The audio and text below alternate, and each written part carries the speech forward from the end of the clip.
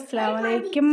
അപ്പോൾ രാവിലെ എണീറ്റ് ഇതാ എൻ്റെ റിനുവിനൊക്കെ നാഷ്ട കൊടുത്ത് അവനെ റെഡിയാക്കി അവരെ കുളിപ്പിച്ച് പിന്നെ ഞങ്ങളുടെ റൂബിനൊക്കെ റെഡിയാക്കി അതിനൊക്കെ തീറ്റ കൊടുത്ത് അതിനെയും ചെയ്ത് നോമ്പാണെന്ന് പറഞ്ഞിട്ട് റെസ്റ്റ് ഒന്നുമില്ല കേട്ടോ. ഒരേ പണി തന്നെയാണ്. ഉച്ച വരെ പണി തന്നെയായിരുന്നു.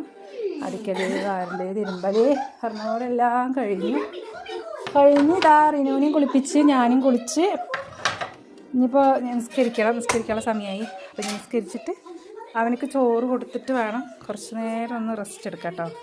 കുറച്ച് നേരം കിടക്കും. ഞാൻ രാത്രി സുബൈക്ക് എണീറ്റിട്ട് ഞാൻ ഓതിട്ട് രാവിലെ ഒന്നും ഓതാൻ പറ്റില്ല എനിക്ക്.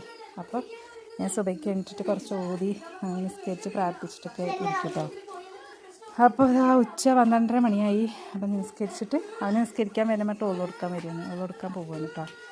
അപ്പോൾ അങ്ങനെ നിസ്കരിച്ചിട്ട് അവനക്ക് ചോറും കൊടുത്തിട്ട് പിന്നെ കുറച്ച് നേരം കിടന്നിട്ട് പിന്നെ വൈകുന്നേരത്ത് നോമ്പറക്കുള്ള പരിപാടിയൊക്കെ ചെയ്യണം. ഞാൻ ഒറ്റയ്ക്ക് ഞാനേ ഉള്ളൂ കേട്ടോ. എനിക്ക് മാത്രമേ നോമ്പുള്ളൂ. സോനു കാറ്ററിംഗ് പോയിട്ട് ഇനി വന്നിട്ടില്ല.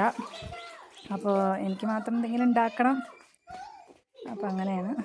അപ്പോൾ നമുക്ക് നിസ്കരിച്ചിട്ട് വരാം കേട്ടോ. പറയുന്ന മതി ഓള് കൊടുത്തത് ഓള് കൊടുക്കണം കേട്ടോ. ഓള് കൊടുക്കേണ്ട കുട്ടി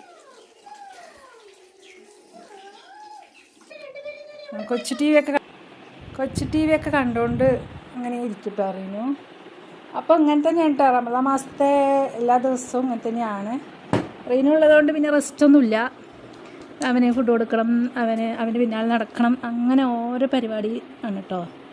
പിന്നെ ഇതാ നിസ്കരിച്ചിട്ട് അവനക്ക് ഫുഡ് കൊടുത്ത് ഞാൻ ഇതുവരെ കിടക്കണം. അപ്പോൾ അവന് നിസ്കരിക്കാൻ വരികയാണ് കണ്ട.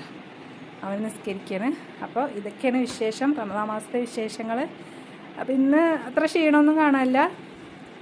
അപ്പോൾ ഇങ്ങനെ പോട്ടെ അൽഹംദുലില്ലാഹ് എന്ന് വിചാരിക്കുന്നു. അപ്പോൾ പൊന്നോ ഡീ 10 മണി അങ്ങനെ വിരിക്കുക വെച്ച് ശരിയായില്ല. അപ്പോൾ ഞങ്ങൾ നിസ്കരിച്ചിട്ട് കാണാം കേട്ടോ. എല്ലാവർക്കും അസ്സലാമു അലൈക്കും. എൻ്റെ വീഡിയോ ഇഷ്ടമായി ഒന്ന് സബ്സ്ക്രൈബ് ചെയ്തൊന്ന് സപ്പോർട്ട് ചെയ്യണേ. അടുത്ത വീഡിയോയിൽ ഇനി കാണാം. ബൈ.